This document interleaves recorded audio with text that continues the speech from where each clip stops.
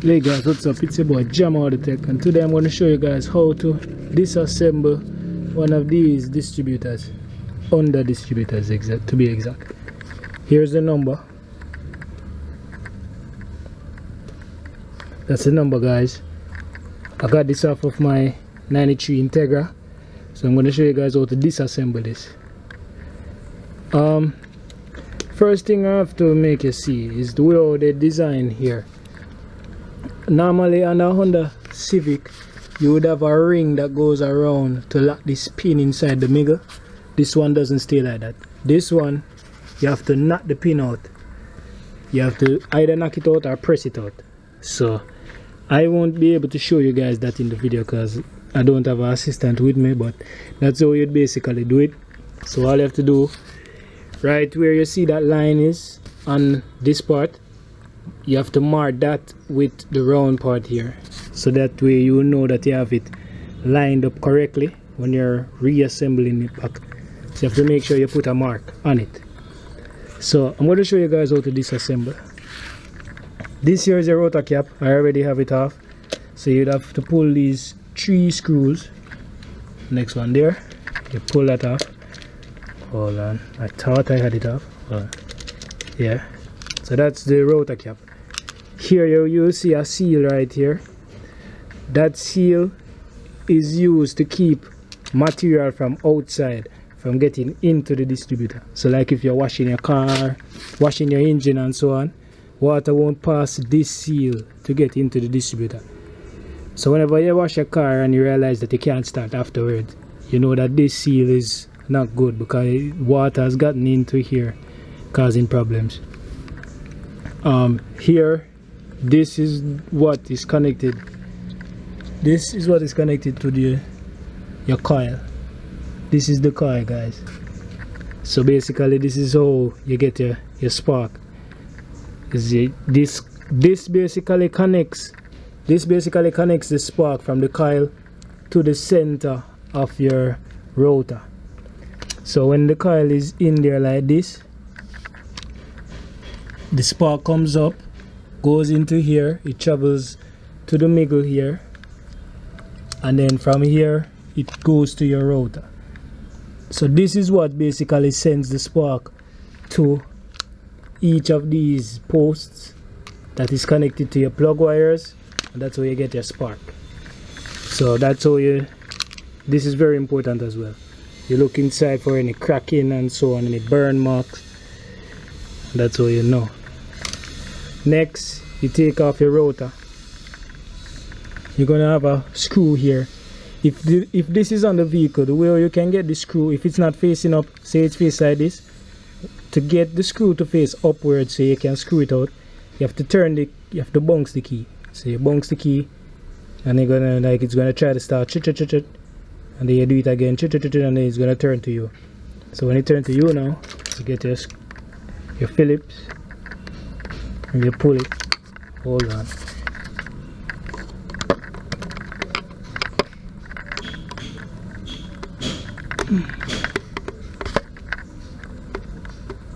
So when you pull that screw now, guys,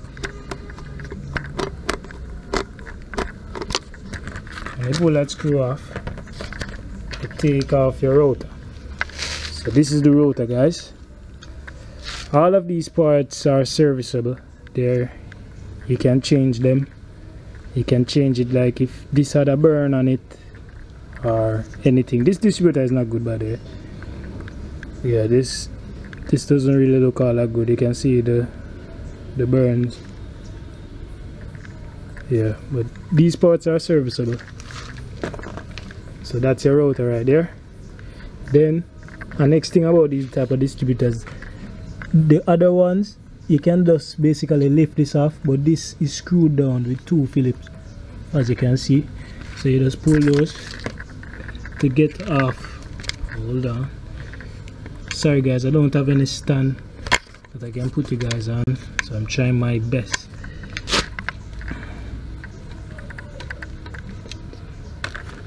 So when you get those screws off, this cap can just lift off. So here you can see this is an optical type of sensor. basically the way it works is that this sensor picks up these open rings, and whenever you have an open ring, a signal will be sent to the coil for it to fire. So that's why it knows if it's on cylinder 1, 2, 3, whatever. So this is set a specific way, so the distributor knows when to spark, and this happens very fast. That's why you get each cylinder to spark at different times basically. So you have to remove that next. Here it's plugged to the coil. So you pull those two screws.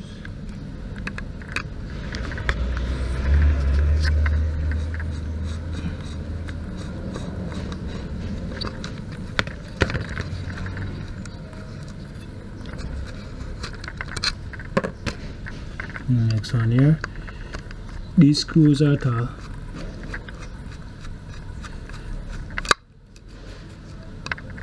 And please be sure not to damage that disc.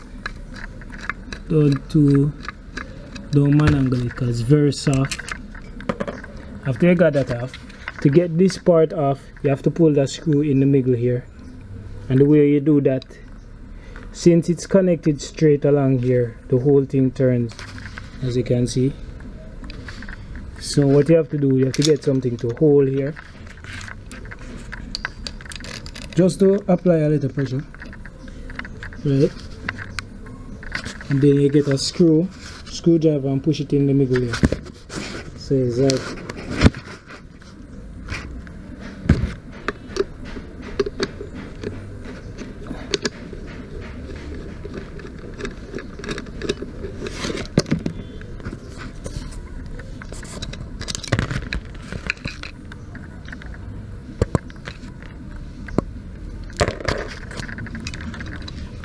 so there you go. So all you have to do now, you lift up everything together. So this is the optical sensor basically. So you have this module in your hand. This, you can basically call it the module basically, but it uses an optical, it uses a sensor in here to pick up readings of this disc. So yeah, so you just keep this you don't want that to bend, because you want it to be able to turn inside of that slot without brushing, so you keep that flat as possible. Now you can remove this part here, then there you go. Basically you have the coil bolts, pull those. These are also 10s.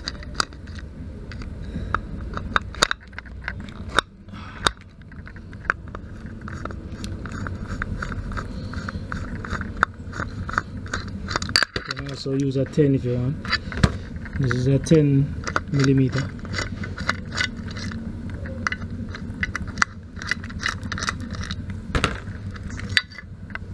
There you go. This is your coil.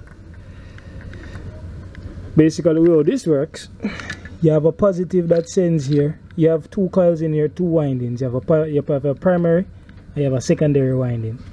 Basically what happens is send a power here, and then this module sends a pulsing ground to this to tell this when to spark. So if you were diagnosing this, if you had power here, a constant power right through when the key is on or cranking, you have good power and you have a signal coming here, that means that this coil is bad. If you have power here and you don't have any signal, that means probably this is not good. So that's why you had some diagnosis right there, but this video is not really for diagnosis. But then basically what you do now, this is a bearing, as you can see. That's basically a bearing, and they have a seal further down inside here. So you pull these two screws, get that pin pressed out, and then you knock this shaft out this way. That's basically how this would come out. I'm not able to go that far because I don't have any assistant, but that's basically it, guys. And then it's reverse of removal basically. You just install back your coil, get that put in, And this is exactly the same order you'd want to go in. The same order you see them, I do it in the video. That's how you'd want to do this. So basically you screw in your coil. Tighten it by the way, but you don't have to bend it. So there. And to install this, what you'd have to do, don't forget this part. Yeah. To install this now, all you'd have to do basically is, when you look here, you'd realize that there's a moon. That is how you get this to sit on it perfectly. Right? So basically what you do, you'd put it here.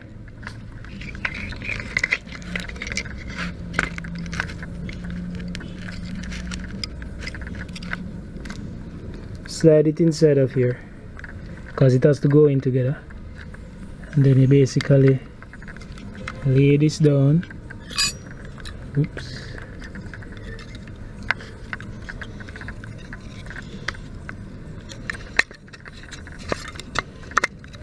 You basically you have to lay everything down together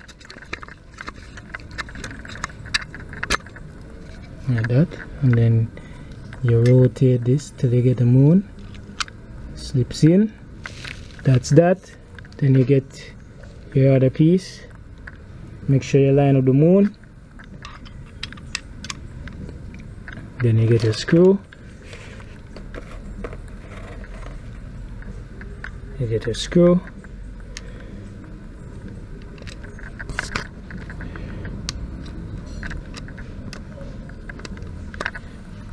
Tighten down the screw, but remember that you have to hold the next side to really get this tight, because everything is going to start spinning like that.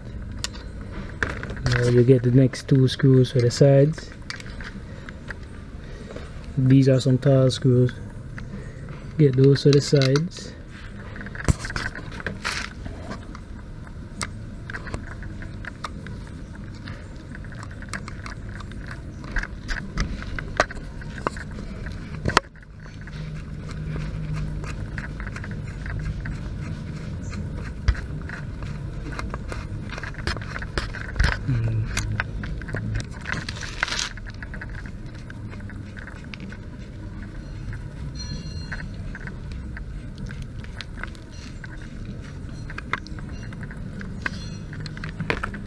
When you get those tightened, and remember to tighten the middle one.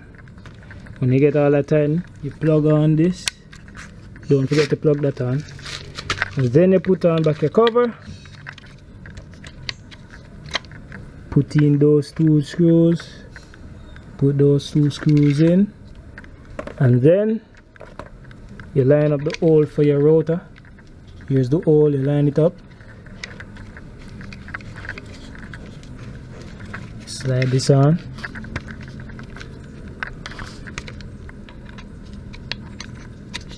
Like that.